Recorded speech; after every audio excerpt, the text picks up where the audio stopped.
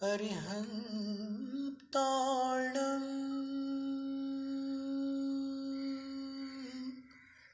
नमो सिद्धाणं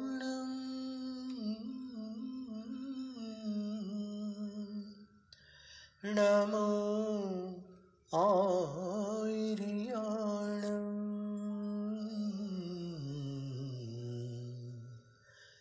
नमो उवज्झायाणं नमो लोय सव्वसाहुणम्।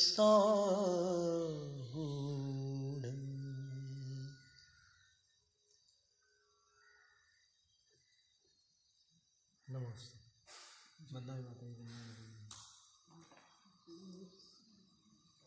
राग भैरव में था ये नमोकार मंत्र।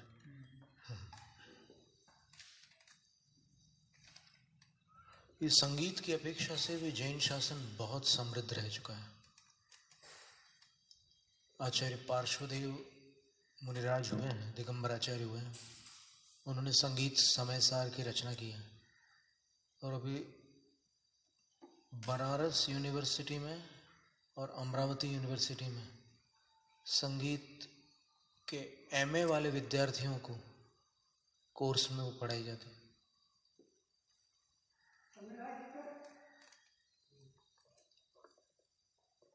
और आचार्य विद्यानंद महाराज जी ने भी इसमें काफ़ी प्रयत्न किया है। तो अभी वहाँ के संगीत के विद्यार्थी जो एमए का कोर्स करते हैं उनको वो कंपलसरी सब्जेक्ट है। गौरव की बात है, दिगंबर जैनाचार्य द्वारा विरचित, आचार्य पार्श्वदेव उनका नाम, उनके द्वारा विरचित ग्रंथ संगीत समयसार।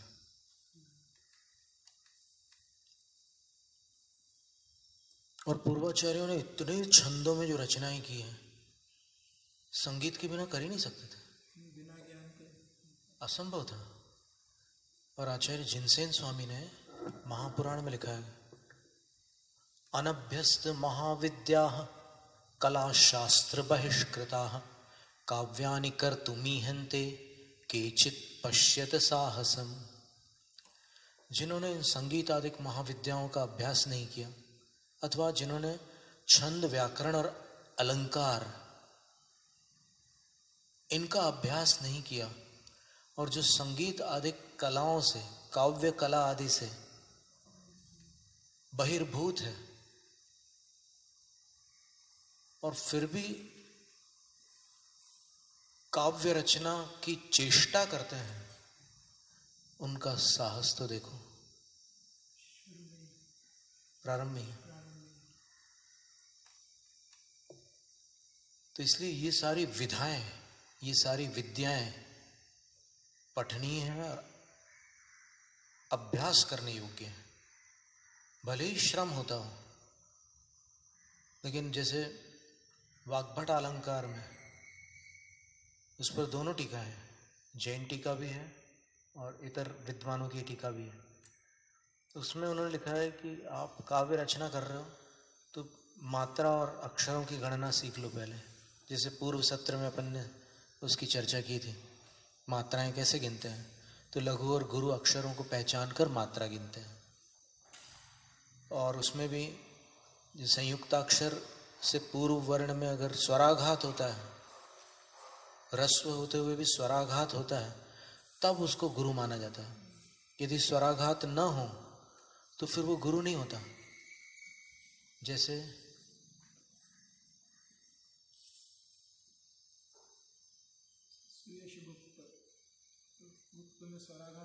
नहीं, गुप्त में तो स्वराघात हो गई, गुप्त में स्वराघात है।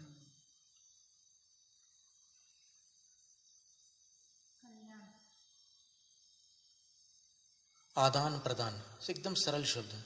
कल्याण में स्वराघात है, कल्याण, क की दो मात्रा हो रही है। आदान प्रदान ये शब्द बड़ा प्रसिद्ध है। अब इसमें जो प्रदान से पूर्व आदान का न है उसमें स्वराघात नहीं है, आदान प्रदान नहीं है, आदान प्रदान है। तो इसलिए न को एक मात्रा में ही बोलेंगे, लघु मानेंगे, उसको उसमें नहीं रखेंगे अपन, 2 मात्रा वाले में। तो ऐसे मात्राओं की गणना होती है, इसको सीखना बहुत आवश्यक है। सबको अपने अपने नाम के, अपने परिचितों के नाम की मात्राएं गिनने का अभ्यास एक दिन में करने योग्य है। अपने गुरु के नाम की मात्राएं गिन लें, जैसे हम गिनते हैं विद्या सागर, वी ह्रस्व है, और द्य, उसमें आ की मात्रा है, तो आ की मात्रा से वो द्या जो है वो तो गुरु हो ही गया। लेकिन ये द्य जो है संयुक्त अक्षर है, तो संयुक्त अक्षर से पूर्ववर्ती जो वी है, ह्रस्व होते हुए भी गुरु है, और उसके उच्चारण में स्वराघात भी आ रहा है। विद्या, विद्या ऐसे नहीं बोलते हैं, विद्या बोलते हैं, तो इसलिए वो भी गुरु हो गया। विद्या में 2 और 2 4 मात्रा हो गई, 2 गुरु अक्षर हो गए। फिर सागर, सा दीर्घ होने से गुरु है। गर, ग 1 है, ह्रस्व है, र भी 1 मात्रा है, तो विद्या सागर 8 मात्रा हो गई। इसी तरह अगर हमारे नाम की मात्रा देखें, ध्यान, गुरु प्रदत्त नाम है, ध्यान सागर, तो सागर में तो ठीक है, वो परमानेंट सब में एक जैसी रहेगी, जहाँ जहाँ सागर, तो सा में 2 और ग में 1 और र में 1, 4 मात्रा है। अब ध्यान, ध्या 2 मात्रा है। क्यों? संयुक्त अक्षर होने से 2 मात्रा नहीं है, क्योंकि संयुक्त अक्षर से 2 मात्रा का कोई रिश्ता नाता नहीं है। सिर्फ उसका पूर्व जो अक्षर होता है वो यदि ह्रस्व हो और उसमें स्वराघात पड़ रहा हो, तब संयुक्त अक्षर से पूर्व अक्षर को गुरु माना जाता है। ध्यान, ध्यान में आ की मात्रा होने से ध्या में वो गुरु है, और न में 1 मात्रा है, तो गुरु की 8 मात्रा है और शिष्य की 7 मात्रा है। तो ऐसा है, सब जितने परिचित लोग हैं सबकी मात्राएं गिन ले अपन।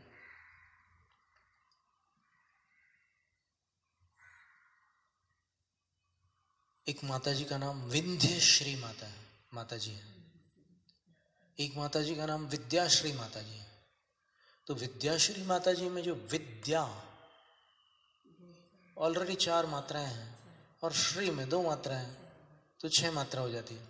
अब विंध्य श्री, यहां पर विंध्य, विन ये 2 मात्रा हो गई, ध्य में 1 मात्रा है।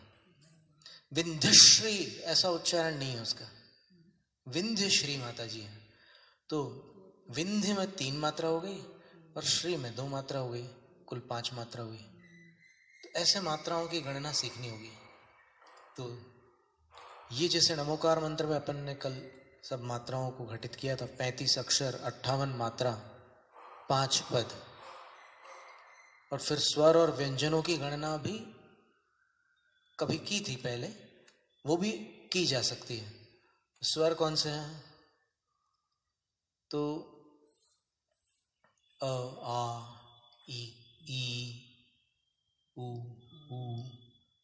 प्राकृत में र नहीं है, और ए, ऐ, ओ, औ, यहाँ तक स्वर है।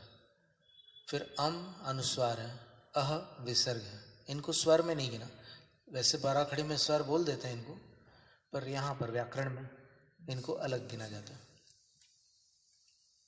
और कादीन व्यंजनानी, कवर्ग आदि 5 वर्ग, फिर अंतस्थ और ऊष्माण, सब मिला करके व्यंजन हो जाते हैं। क ख ग घ ङ, ये 5 कवर्ग, छ छ झ झ ञ, ये 5 चवर्ग, ट ठ ड ढ ण, ये 5 टवर्ग, त थ द ध न, ये 5 तवर्ग, और प फ ब भ म, ये 5 पवर्ग है।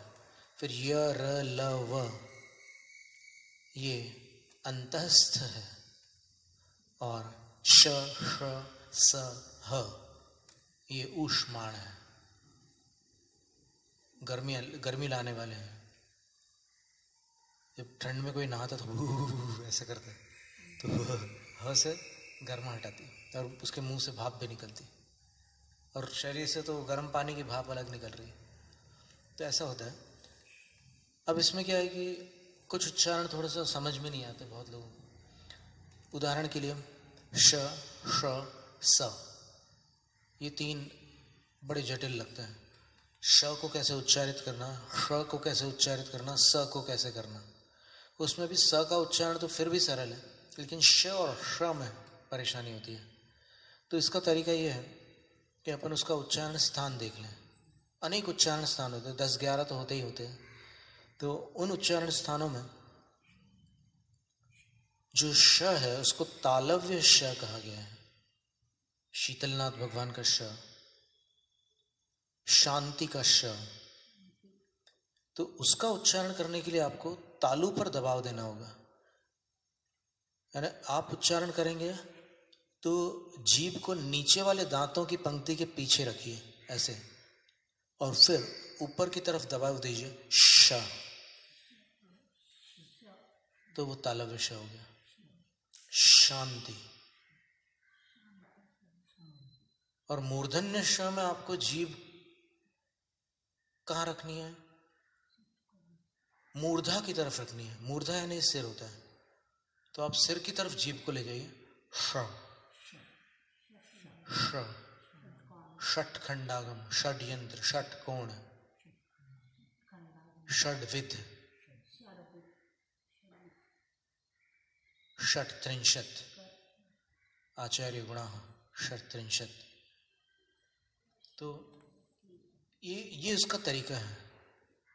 नीचे वाले दांतों की पंक्ति के पीछे अगर आपने जीभ लगा दी तो आप षटकोण वाला श बोल ही नहीं सकते, आप शांतिनाथ भगवान का ही श बोलेंगे। श, जीभ को वहां नीचे लगाना है आपको, निचली दांत पंक्ति के श। और षटकोण में आपको ऊपर लगाना, ऊपर वाली दांत पंक्ति के ऊपर श। ऊपर वाली दांत की पंक्ति जो है उसके पीछे, जीभ को सिर्फ ऊपर ले जाना है, टच करने की आवश्यकता भी नहीं है। श, श, श, षटखंडागम, ऐसा है। और बाकी जो स है वो दंत स है। दंत स का अर्थ होता है वो दांत के सहारे उच्चारण करना होता है। तो आप स बोलिए, स, साधु का स, स। प्राकृत में साधु का ही स होता है, शक्कर का और षड्यंत्र का नहीं होता। शक्कर रागवर्धक है, षड्यंत्र द्वेषवर्धक है। तो राग द्वेष का श नहीं होता, ये समता का स होता है, साधु का स होता है प्राकृत में। प्राकृत भाषा कौन सी भाषा है? नमोकार मंत्र की भाषा है। जिस भाषा में नमोकार मंत्र है वो प्राकृत है। फिर ये प्राकृत जो जैन प्राकृत है उसमें 5 प्रकार की प्राकृतों का मिश्रण है। मूल प्राकृत, फिर एक शौरसेनी प्राकृत है, एक महाराष्ट्रीय प्राकृत है, एक पैशाची प्राकृत है, और एक मागधी है। तो इन 5 प्राकृतों के मिश्रण से जैन प्राकृत बनती है। और इन 5 का प्रयोग आप देखिएगा, आपको जैनाचार्यों की वाणी में देखने मिलेगा। श्वेतांबरों में मागधी का प्रयोग अधिक है। वहां पर क्या होता है कि व्यंजन का लोप करके स्वर को रख देते हैं। तेसु अ, य के बदले या च के बदले वो केवल स्वर को रख देते हैं, तेसु अ।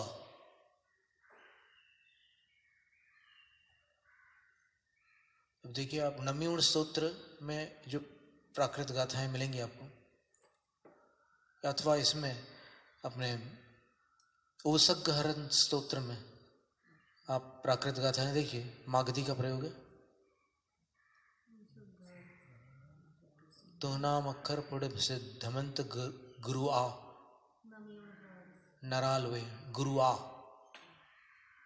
गुरु या नहीं, गुरु आ। संस्कृत छाया क्या बनेगी उसकी? गुरु का। वो का लोप कर दिया उसमें, और प्राकृत में विसर्ग होते नहीं, तो गुरुआ बन गया। इसी तरह और भी आप उसमें कुछ गाथाओं में देखिएगा। ओसग्गहरम पासम पासम बंदामि कम्म घण मुक्कम विसहर विसनिन्नासम मंगल कल्याण आवासम। फिर क्या है? ओ विसहर पुलिंग मंतम कंठे धारई जो सया मणुओ तस गह रोग मारी दुट्ठ जरा जंत्यो सामम चिट्ठो दूरे मंतो तुझ पणावो भी बहुफलो होई नर तिरि येसु विजीवा पावन तिण दुख दो गच्छम तु सम्मत्ते लद्धे चिंतामणि कप्पाय वब्बहिये पावन्ते अभिघ्नेणम जीवा अयरा मरम ठाणम।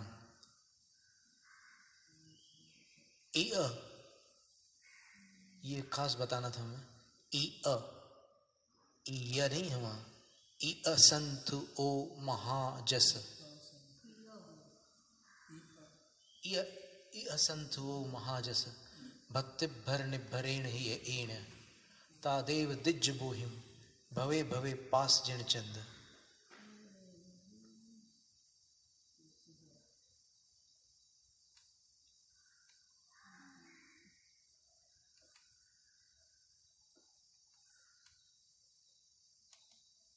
ईय पाठ भी पाठांतर है। ईय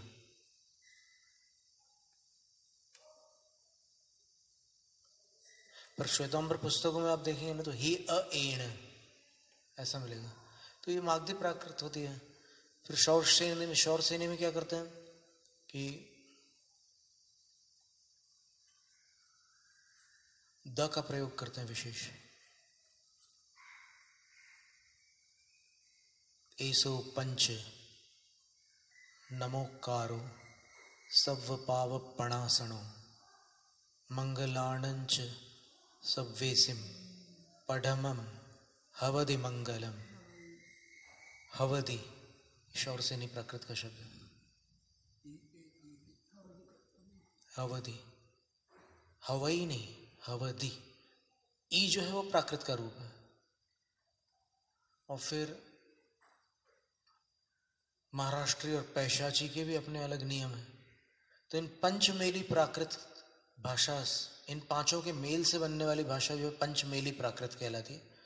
जैनाचार्यों की प्राकृत पंचमेली प्राकृत है, दिगंबर आचार्यों की। तो उन्होंने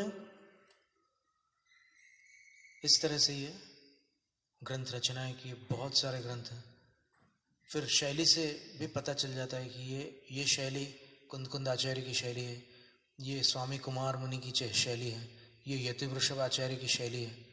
वाराणसी में भी एक विज्ञान शैली विज्ञान नाम का विषय पढ़ाया जा रहा है।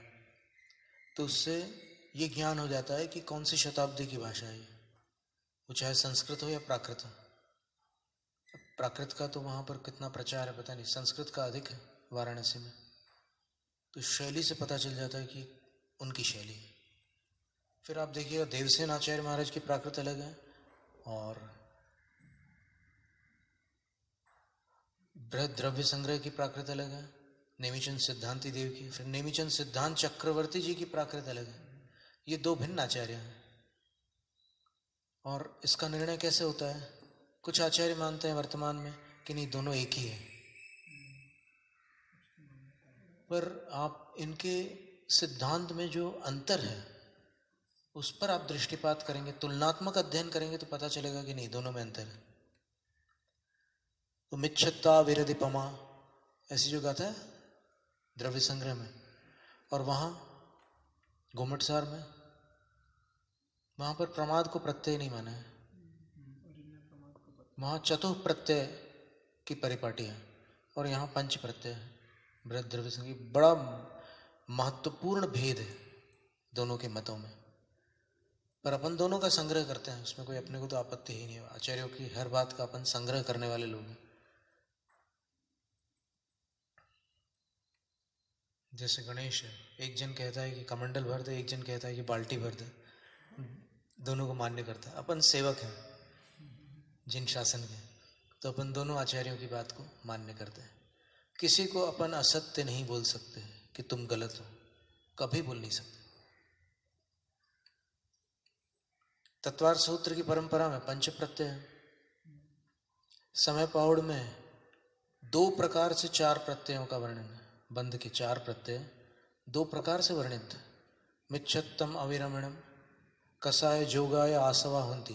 मिथ्यात्व अविरमण कषाय और योग। मिच्छत्तम अन्नाणम कषाय जोगा। मिथ्यात्व अज्ञान कषाय और योग, इनको भी आश्रव कहा। तो दो प्रकार का वर्णन एक ही ग्रंथ में है। तो इसका अर्थ ये हुआ कि एक ही आचार्य के दो मत हैं, फिर अन्य आचार्यों के तो और मत हो ही सकते हैं। फिर वो अपेक्षा अपन मानते तो हैं कि अपेक्षा ही है, पर कभी कभी वो अपेक्षा अपन अपनी बुद्धि से नहीं समझ पाते। जैसे अज्ञान बंध का कारण है, उसको अत्यंत परोक्ष विवक्षा में ही बंध का कारण माना जा सकता है, क्योंकि अज्ञान होने से कषाय उत्पन्न होती है और कषाय उत्पन्न होने से बंध होता है। अज्ञान से बंध नहीं होता है। ज्ञान और अज्ञान बंध के कारण है ही नहीं। बंध के प्रत्यय जो आचार्यों ने बताए हैं सिद्धांत में, वो केवल वही है, मिथ्यात्व, अविरति, कषाय और योग। तो अगर अज्ञान को अपन कषाय में लेंगे तो फिर समस्या खड़ी होगी।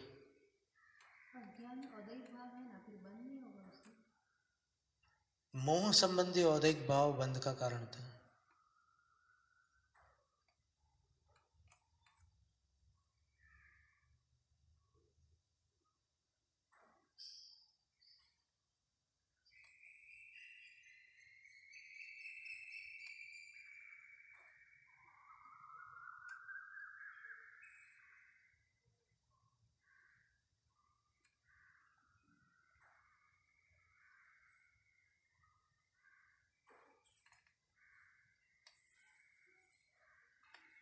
बंध प्रत्यय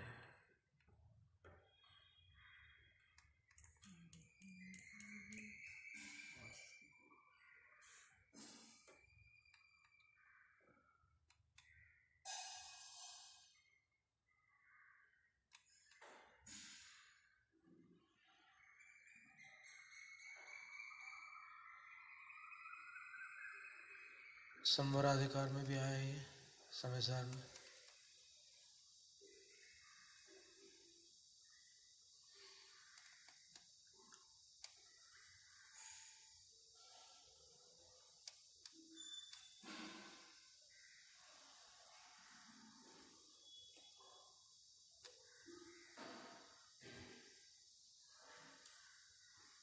सामण्य पच्चया खलु कर्तृकर्माधिकार में 109वीं गाथा है समय पौड़ की। चौरो भंडन्ति बंध कत्तारो मिच्छत्तम अविरमणम कसाय जोगाय बोद्धव्वा। कर्ता कर्म अधिकार में मिथ्यात्व, अविरति, कषाय और योग, ये बंध के प्रत्यय हैं।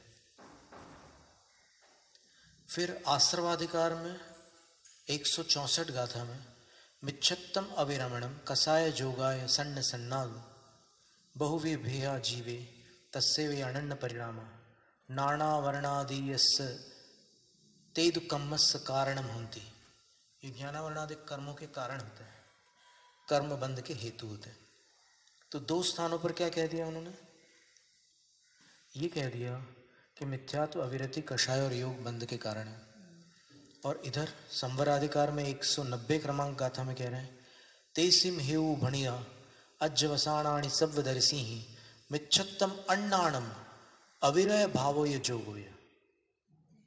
अब देखिए यहां पर कषाय को नहीं लिया, मिथ्यात्व, अज्ञान, अविरति भाव और योग, ये चार बंध के कारण।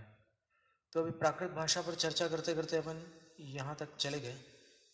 तो अभी अपन आज नमो और हंताणम के अंतर्गत जो मात्राओं की गणना थी उसकी चर्चा करके, अब लता मंगेशकर जी ने भी राग भोपाली में नमोकार मंत्र गाया है, राग दरबारी में गाया है। नमो अरिहंताणम नमो सिद्धाणम नमो आयर्याणम नमो उवज्झायाणम नमो लोहे सव्व साहुणम। साहुणम में ऊ ह्रस्व हो गया और लोहे में ए दीर्घ हो गया, तो मात्रा तो बराबर होगी, लेकिन वस्तुतः लोए में ए लघु है और साहुणम में उ गुरु है, तो इसको ऐसा सुधारा जा सकता था, नमो लोए सव साहुणम, बराबर बैठ जाते। नमो अरिहंताणम नमो सिद्धाणम नमो आयर्याणम नमो वज्रायाणम नमो लोए सव साहुणम। तो लोए में ए दीर्घ हो गया और उधर वज्रायाणम में स्वराघात चला गया। तो मात्राएं तो जैसे तैसे सेट हो जाती है, पर शुद्ध तरीका उसका 58 मात्राओं वाला ये है, नमो अरिहंताणम नमो सिद्धाणम। अब एक लेख हमने और भी पढ़ा था, एक बहुत बड़ी माता जी का, उसमें उनका परामर्श ये था कि आप नमो सिद्धाणम, यहाँ स्वराघात नहीं करना आपको, लोए में आपको ए गुरु बोलना है, लेकिन यहाँ पर आपको नमो सिद्धाणम बोलना है। पर नमो सिद्धाणम बोलने की परिपाटी अथवा कोई भी आर्ष परंपरा या पूर्वाचार्यों की ग्रंथावली में कहीं कोई ऐसा अपने को पाठ मिलता नहीं। सिद्ध शब्द हमेशा ही स्वराघात पूर्वक बोला जाता है, इसलिए वो बात अभी तक हम समझ नहीं पाए हैं कि सिद्धाणम को सिद्धाणम कैसे बोल दें।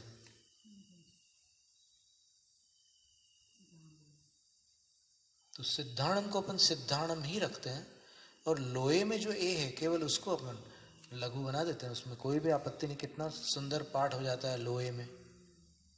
अपन आर्या पाठ ही करके देखें, नमो अरहंताणम, एक मात्रा छोड़ दी अपन, नमो अरहंताणम नमो सिद्धाणम नमो आहिर्याणम नमो वज्रायाणम नमो लोए सव्वसाहुणम नमो लोए सव्वसाहुणम। एक मात्रा में बोल रहे हैं अपन एक को दो मात्राओं में तो बोल ही नहीं सकते, क्योंकि फिर 16 मात्रा में चौथा चरण कैसे उच्चारित होगा आर्या छंद का। नमो लोए सव्वसाहुणम, बिल्कुल साफ साफ उच्चारण है। तो ऐसा पाठ है नमोकार का।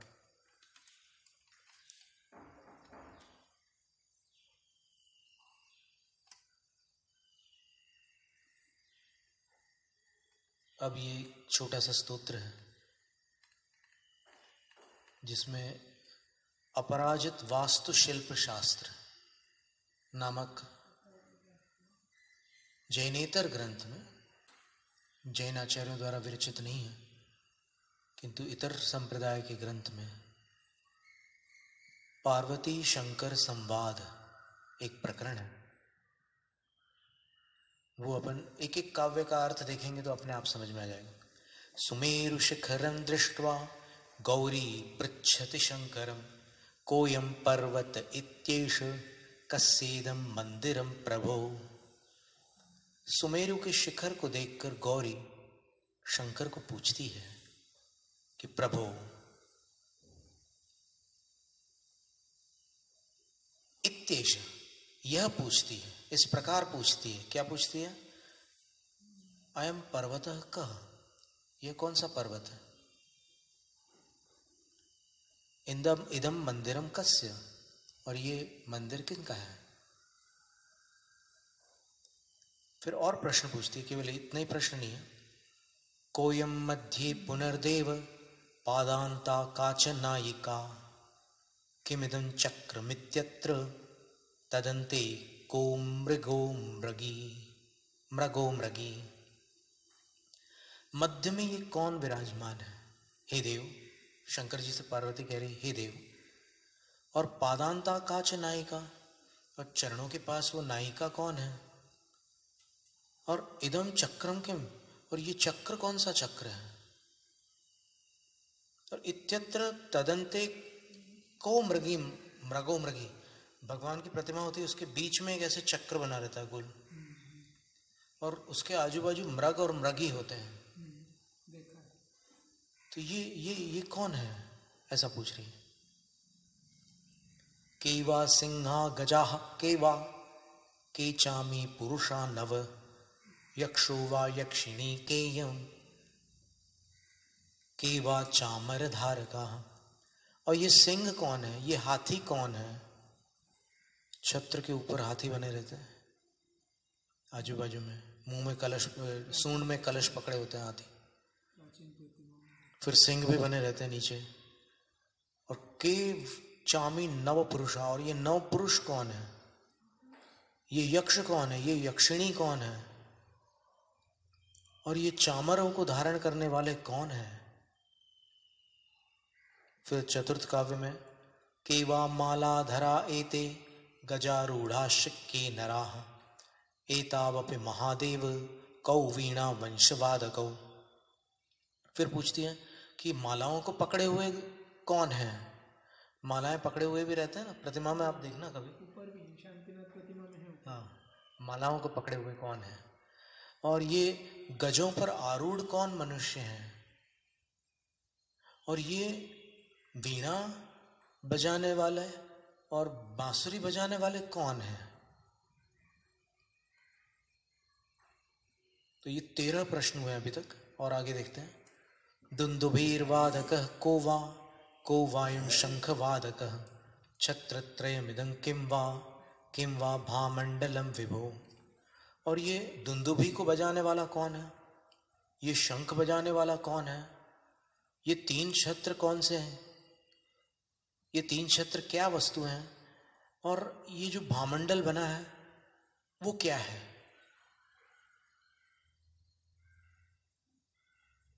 ऐसे 17 प्रश्न पार्वती ने शिव जी से पूछे, शंकर जी से पूछे। अब शंकर जी उत्तर देते हैं।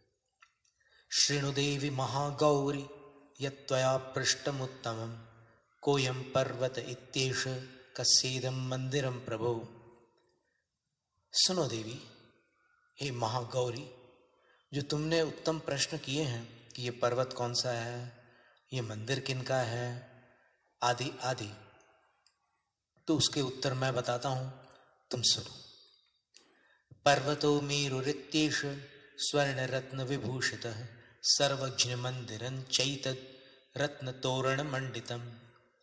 यह पर्वत मेरु पर्वत है जो कि स्वर्ण और रत्नों से विभूषित है, और यह मंदिर सर्वज्ञ भगवान का मंदिर है जो कि रत्न और तोरणों से अलंकृत है, मंडित है। अयम मध्ये पुनः साक्षात सर्वज्ञो जगदीश्वर है। और यहां जो बीचों बीच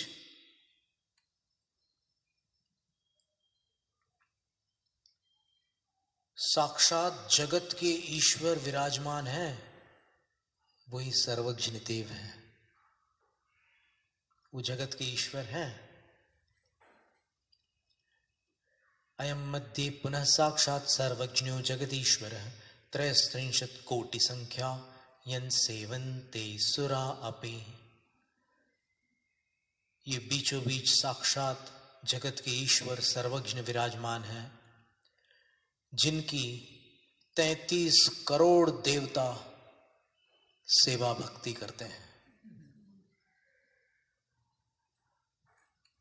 फिर नवम काव्य में कह रहे हैं, इंद्रियैर्न जितो नित्यं केवल ज्ञान निर्मलः पारंगतो भवाम्भोधेर यो लोकांते वसत्यलम। जो इंद्रियों से पराजित नहीं हुए और हमेशा के लिए केवल ज्ञान द्वारा पवित्र हो गए, जो भव रूपी समुद्र के पार को प्राप्त हो चुके, और जो अंततः लोक के अंत में अर्थात लोकाग्र में, सिद्धालय में अच्छी तरह विराजमान हो गए, निवास वहां के निवासी बन गए, वे इस मंदिर के मध्य में मूल नायक के रूप में विराजमान है। फिर कहते हैं, अनंत रूपो यस्तत्र कषायैः परिवर्जितः यस्य चित्ते कृतस्थाना दोषा अष्टादशापि न। वहां पर लोकांत में जो वर्तमान में विराजमान है, वो कषाय से रहित होकर अनंत रूप विराजमान है, काल की अपेक्षा से अनंत, द्रव्य सत्ता की अपेक्षा से अनंत। अपन अपनी यहां स्याद्वाद की विवक्षाओं को लगाकर देखें तो काल की अपेक्षा से भी सिद्धालय अनंत है, सिद्धालय में जो विराजमान है वह अनंत है। क्षेत्र की अपेक्षा से भी वह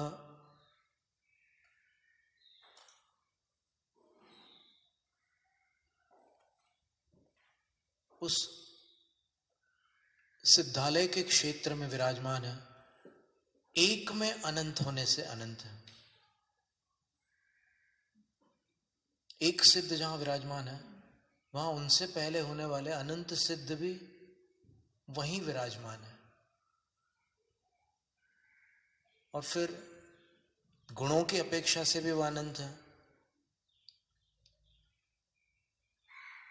पर्यायों की अपेक्षा से भी अनंत है। उनके अनंत गुणों की जो अनंत पर्याय हैं उस अपेक्षा से भी वो अनंत है। इसलिए द्रव्य, क्षेत्र, काल और भाव की अपेक्षा से देखो तो उनके जो अविभाग प्रतिच्छेद है वो भाव है, उनकी अपेक्षा से भी अनंत है। इस तरह वो अनंत होकर के सिद्धालय में अनंत काल के लिए विराजमान हो गया, अनंत रूप है। तथा संसारी जीवों के चित्त अर्थात मन में और उपलक्षण से वचन, काय आदि में कृतस्थानाः बनाया है स्थान जिन्होंने संसारी जीवों के मन में, वचन में और काय में अष्टादश दोषा 18 दोषों ने स्थान बना रखा है।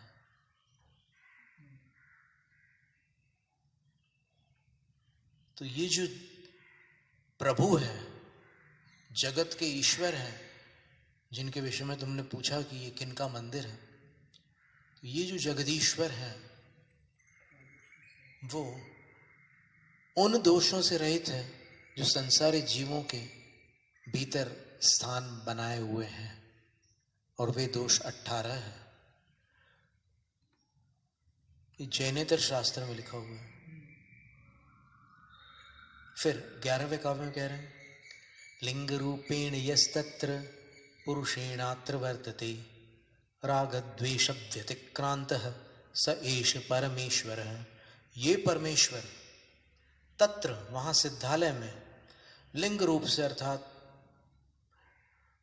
रागद्वेष से परे होकर,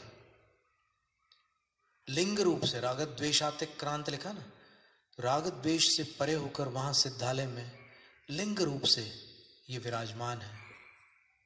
और यहां पुरुषेण पुरुष रूप से विराजमान है, क्योंकि सर्वज्ञ देव पुरुषाकृति होते हैं। सकल परमात्मा की अवस्था में, अरहंत अवस्था में पुरुषाकृति होते हैं, और सिद्ध अवस्था में लिंग रूप से केवल एक ज्योति, अथवा वहां पर हम लोग जैनेतर संप्रदाय में लिंग का अर्थ ज्योति लेते हैं, तो वहां पर ज्ञान ज्योति के रूप में विराजमान रहता है सिद्धालय में।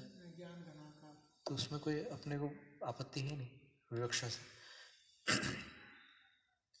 आदिशक्तिर्जिनेन्द्रस्य ह्यासने गर्भ संस्थिता सहजा कुलजा ध्याने पद्महस्तावर प्रदा।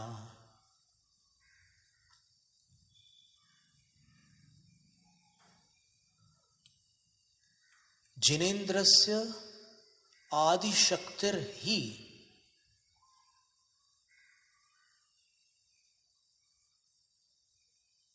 आसने गर्भ स्थिता।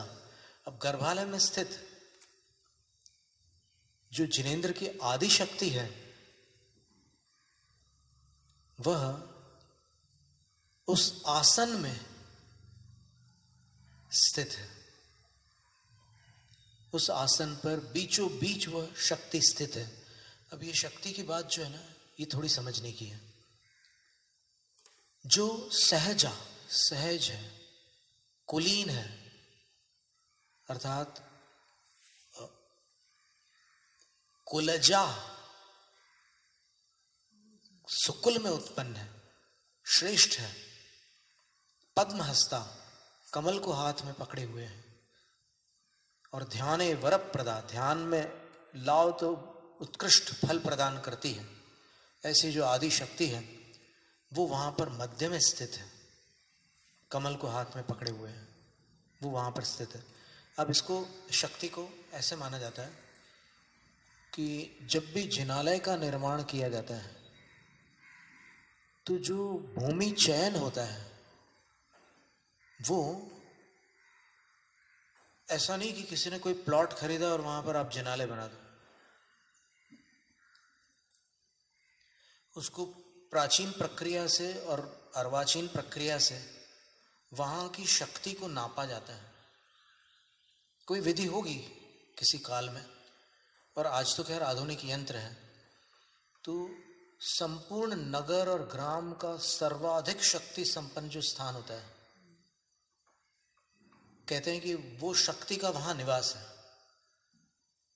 तो वहां पर वो गर्भालय और जिन प्रतिमा को विराजमान करते हैं, स्थापित करते हैं, वहां उसका निर्माण होता है। सामान्य स्थानों पर जिनालय की रचना नहीं की जाती है। भूमि परीक्षण आदि दिए हैं शास्त्र में, भूमि परीक्षण संहिता में और भी दिए हैं। तो बहुत अच्छी बात है वो तो है कि मतलब जहाँ भी बनाना है वास्तु, उसके बीच, मतलब अब तो प्लॉट वाइज है तो उसके बीच प्रदेश में गड्ढा खोदना, गड्ढे का साइज दिया है और उसको पानी से भर दो, और भरने का इतने कदम चल कर आओ, तो उतने कदम चलकर वापस आने पर वो कितना खाली हुआ है, अगर पूरा भरा है तो भूमि कैसी है, पूरा सूख गया है तो भूमि कैसी है, ऐसे अलग अलग उसमें दिए। देखिए महाराज ने एक बड़ी सुंदर विधि बताई, क्षेत्र परीक्षा विधि। जिनालय का निर्माण करना और गर्भालय में जिनेंद्र को स्थापित करना है, तो उसकी विधि क्या है कि जब वो पहले मात्र भूमि होती है, पहले तो ये सब रचना नहीं होती, तो पहले उसको चयन करने के पहले गड्ढा खोदते हैं, और गड्ढा खोद करके उसमें जल भरा जाता है। फिर कुछ एक कदमों की गणना है, उतने कदम जा करके वो जो प्रतिष्ठाचार्य जो भी है, जो भी विद्वान है, जानकार है, वो उतनी दूरी तक जा करके फिर वापस आता है और देखता है कि जल कितने अंगुल पानी में, भूमि में समा गया। उसके आधार पर उस भूमि की श्रेष्ठता का निर्णय करता है। यदि पूरा का पूरा भरा है तो एक अलग निर्णय होता है, यदि 2 अंगुल 3 अंगुल घटा है, 4 अंगुल घटा है, या फिर 1 हाथ घट गया है, या पूरा ही अंदर चला गया है, तो उसके अलग अलग फल होते हैं। और उस भूमि परीक्षण के उपरांत वहाँ पर ये सारा कार्य संपन्न किया जाता है। तो वहाँ पर उन्होंने जिनालय में आदि शक्ति के रूप में एक बात इसमें लिखी हुई है, वास्तु शिल्प शास्त्र, अपराजित वास्तु शिल्प शास्त्र में ये लिखा हुआ है कि जिनेंद्र के गर्भालय में एक आदि शक्ति की भी स्थापना होती है, हाथ में कमल पकड़ी होती है, और ध्यान लगाने पर उत्तम फल को प्रदान करती है। वो सहज होती है, कुलीन होती है, सदाचारिणी होती है, ऐसा उसका एक स्वरूप है। श्रीदेवी का भी वर्णन आता है, श्रीदेवी के हाथ में कमल होता है, तो वो आदि शक्ति है। वास्तव में श्रीदेवी, जो लक्ष्मी का वर्णन जैन शास्त्रों में आता है। जो लोग मानते हैं कि लक्ष्मी कोई देवी नहीं होती जैन धर्म में, तो एक तो वर्णन वहां पर आता है कुलाचलों की देवियों के अंतर्गत, श्री ह्री धृति कीर्ति बुद्धि लक्ष्म्या, तो वो एक वर्णन आता है। और दूसरा वर्णन जिनेंद्र की माता के 16 स्वप्नों में भी आता है।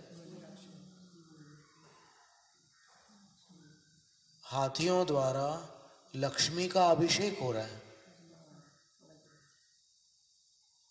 तो लक्ष्मी का अभिषेक स्वप्न में हो रहा है, तो ये स्वप्न शुभ सूचक स्वप्न है, अर्थात लक्ष्मी का अभिषेक होना कोई अनर्थकारी घटना नहीं है।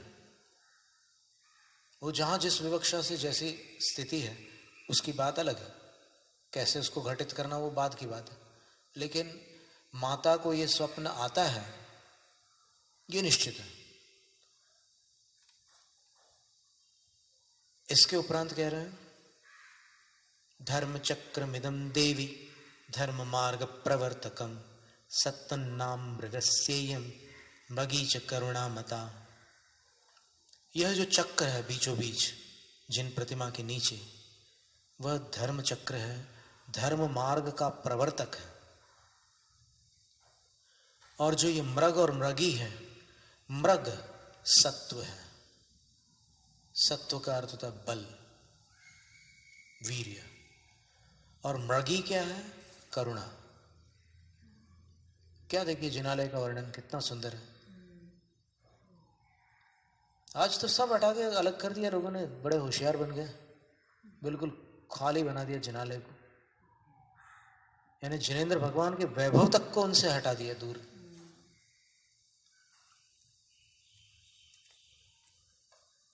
चेतन अचेतन और मिश्र जो वैभव होता है जिनेंद्र का, सब साफ कर दिया।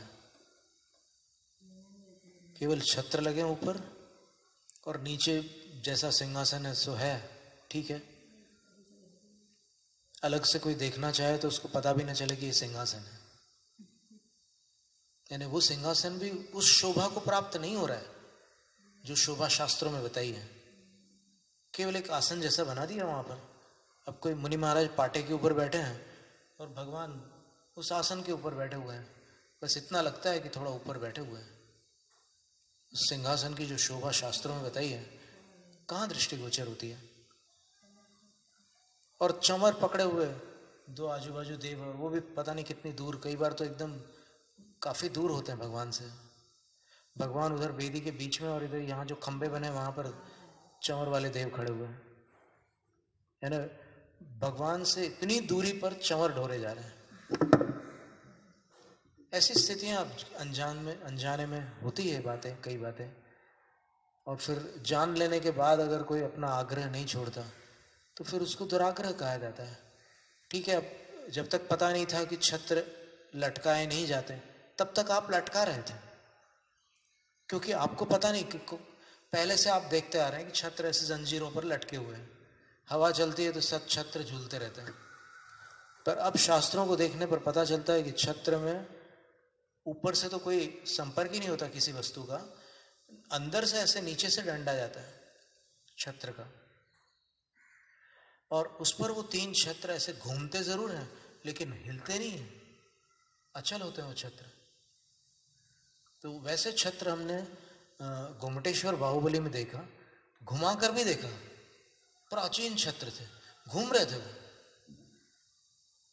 और उस डंडे पर अचल थे तो हिल नहीं रहे थे। तो ये जो लोग जैसे कि कोई प्राचीन जिनालय, वहाँ पे तो सब कुछ दिख रहा है कि देवी देवता सब है, फिर अगर अलग से अपनी मान्यता क्यों प्रस्तुत करनी? उनकी कल्पना है, वो बड़े चिंतक लोग हैं, उनके लिए आगम कोई वस्तु नहीं है। वो चिंतन करके ऐसा मानते हैं कि ये बीच में कुछ शताब्दियों से ये सब विकृतियां शुरू हो गई हैं, और तिलोई परिणति पढ़कर देखे कि वहां पर कैसे हैं भगवान, त्रिलोकसार पढ़ करके देखे, वो अब उनको पढ़ना नहीं है। उनने जो विचार किया वही अंतिम विचार है, अंतिम निर्णय है। चलो ठीक है, राजा भाई, राजा लोग हैं, जो करना है सो करें। तो यहां देखिए कितना वर्णन कर रहे हैं। वो मृग जो है वो सत्व है, मृगी जो है वो करुणा है।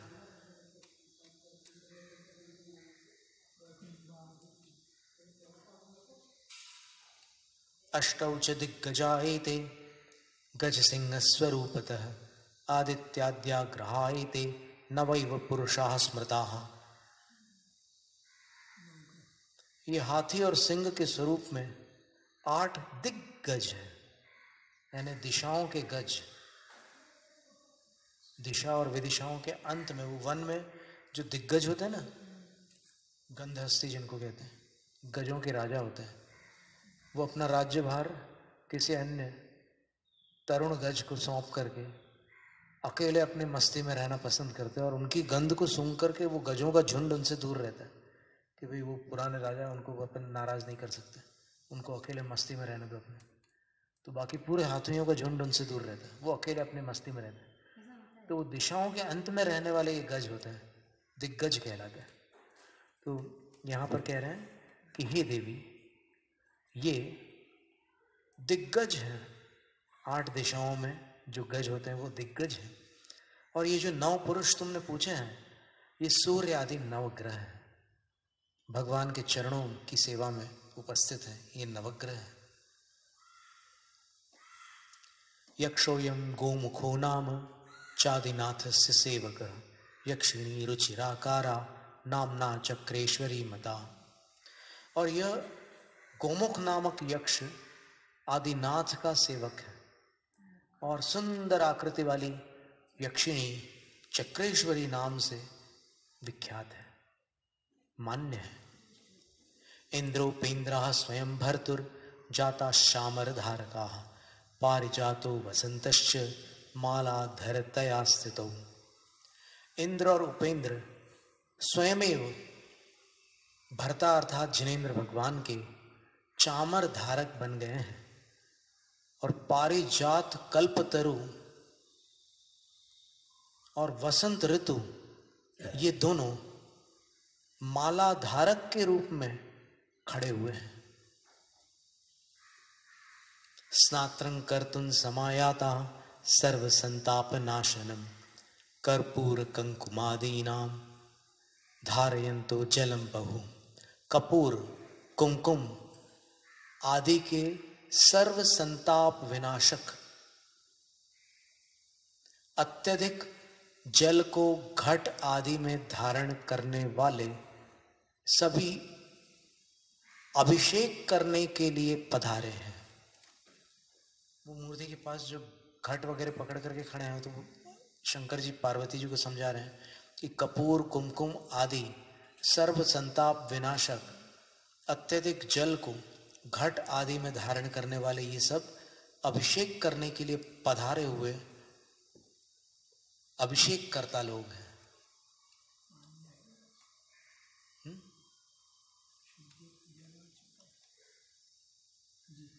हो गया समय? तो अभी अपन इतने ही रखते हैं, अभी आधे हो गए हैं, तो बिल्कुल आधा हुआ है। तो आगामी सत्र में उसको बहुत ही सुंदर बने। कल्पना होती कि ऐसे ही जिनालय का मतलब भगवान का गर्भालय ऐसे ही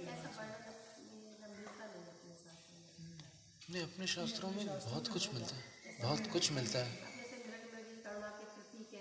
ये देखें बने हुए तो देखें।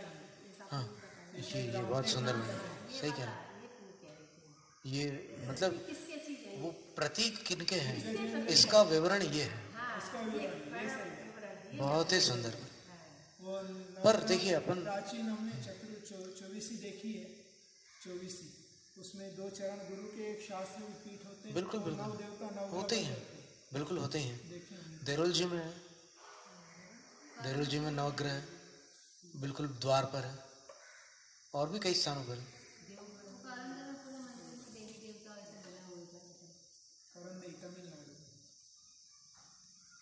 अब इनको ये टेंशन हो रहा है कि लोग देवी देवताओं को ना पूजने लग जाए, इसलिए इनको हटाओ, अलग करो, सिर्फ जिनेंद्र देव को रखो अंदर। अरे पता नहीं क्या प्रॉब्लम, जिनेंद्र देव के वैभव है, ये सेवक है उनके। और क्या यम सेवंते लिखा 33 करोड़ देवता जिनकी सेवा करते लिखा है।